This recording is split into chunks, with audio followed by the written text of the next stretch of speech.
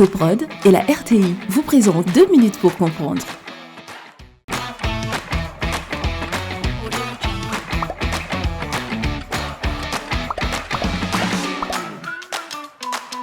Bonjour, bienvenue dans 2 minutes pour comprendre, votre capsule quotidienne qui vous aide à comprendre comment fonctionne le monde qui nous entoure.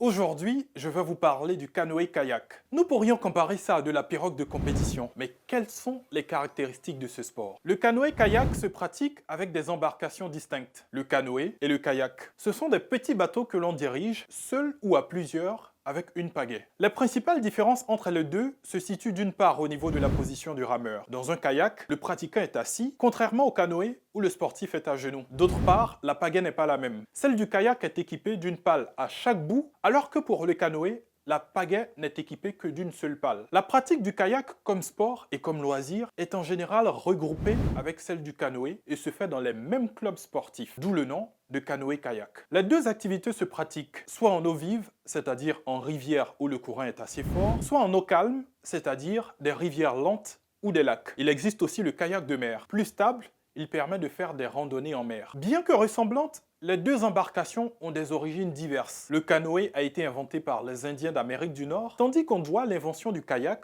aux Esquimaux. Je vous donne rendez-vous demain à la même heure pour un nouveau numéro de 2 minutes pour comprendre. Soprod et la RTI vous ont présenté 2 minutes pour comprendre.